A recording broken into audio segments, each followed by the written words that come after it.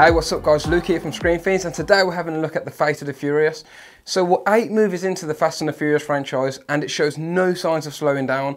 The Fate of the Furious proves to be great tune in and drop out action with the message of family remaining firmly at its heart. Let's check it out. With Dom and Letty married, Brian and Mia retired and the rest of the crew exonerated, the globe-trotting team has now found some semblance of a normal life. However, they soon face an unexpected challenge when a mysterious woman named Cypher forces Dom to betray them all.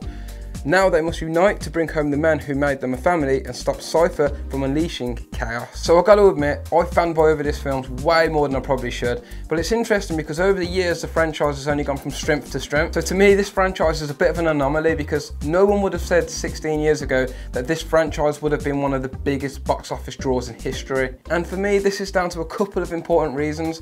Number one is the cast. They've managed to find a cast that really gel and sort of just really get on together. They've got fantastic chemistry. And the second reason is it's got a core message of family which always suckers me in, and it's what keeps the franchise going strong. One of the things I love the most is that each character also has an important part as well, whether it's an IT genius or just some comic relief like Roman Pierce. And the banter is fantastic as well. Roman's got some fantastic lines, but by far the stars of the show are Dwayne Johnson's character Luke Hobbs and Ian Shaw, played by Jason Statham. So yeah, they basically just go at it and kick each other's ass, and they just slinging one-liners at each other all the time, and it's just really funny. It's really childish, but it's really funny. Of course, being an action film, the stunts, chase sequences and fight scenes also help out a bunch too. The Fate of the Furious doesn't fail to deliver. However, I'm disappointed with each new iteration. These elements are always placed more and more into the realm of fantasy. Fan favourite Luke Hobbs is basically a superhero now, and many stunts just fall beyond comprehension.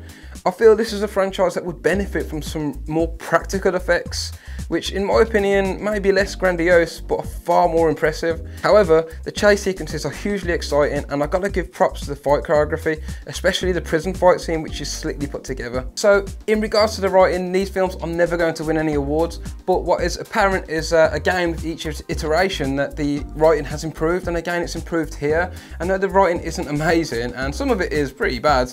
What I'm really impressed with is that it's clear that they've listened to fan criticisms and they've tried to make a point of fixing continuities within the film.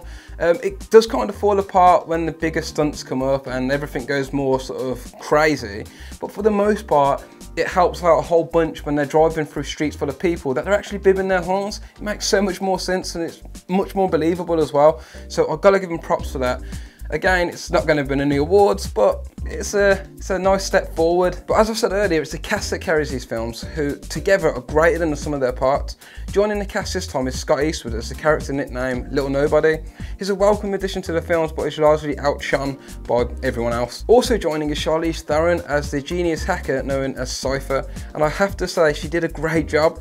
My philosophy is always a good film needs a great bad guy, and Cypher is that. This mainly stems from the fact that they have created a villain that directly challenges Dominic Toretto's core values of family and loyalty by countering them with a cold and nihilistic amorality. So I think my biggest criticism of this film, and maybe even the franchise, is how they've started to undermine certain plot points in order to keep building Dom's crew up. I can't actually say too much without giving away a spoiler, but there's just certain characters you just don't see sort of gelling as well as they do in this, but you will find out when you watch. Also, depending on how cold-hearted you are, there's a small tribute to Paul Walker's character, Brian, which you'll either love or hate, and I personally kind of dug it, thought it was pretty cool, but my mate hated it and he cringed. Overall, The Fate and the Furious is a big, dumb, stupid movie, and it's a fantastic entry into the franchise. It's loads and loads of fun. It's a perfect sort of Saturday night film, you know, you watch with your mates, turn your brain off and have a laugh.